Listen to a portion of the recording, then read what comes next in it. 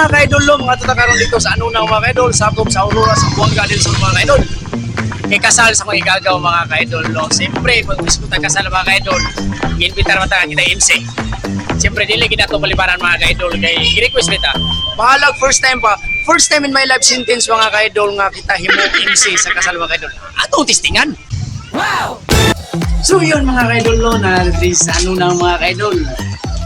Medyo apiki kina mga ka-idol, kaya kinagilang na yung mga pangitabo, hindi na tumatagan mga ka-idol, pamaluya sa tagapiloy. Pero kung mga ka-idol, siyempre, naman yun eh. Hindi na ginatan yung palibaran. So, matol ka dito kay lastada na. Anitson, pula na kayong ulo. Ayay! Pero na magi kay ulawa, magipaso na yun, yung kote dala.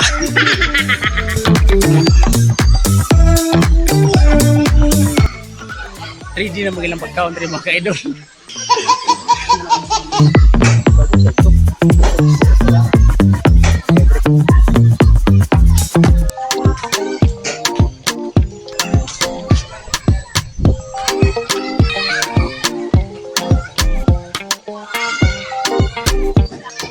Igangap ni ano nang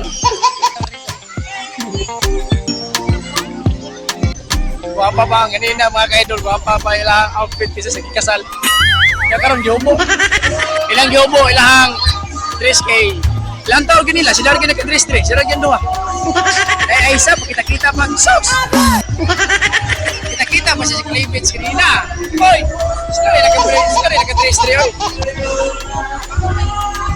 Wala rin, yobo na ito nagkamalay.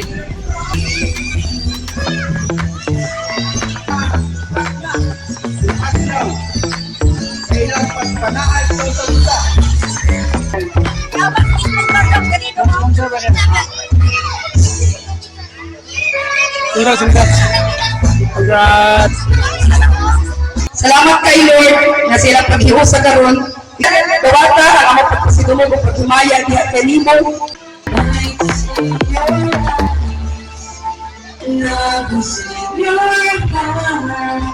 I can't believe you on this day and surrender my heart on this day.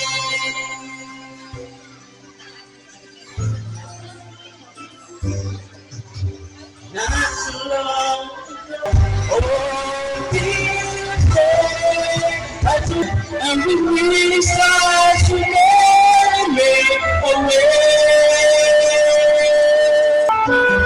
alam sa kanado, gusto ko sa iyo sa doktor na Salvador.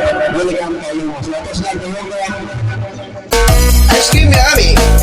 Ice cream good. Ice cream yummy. Ice cream good. Ice cream yummy. Ice cream good.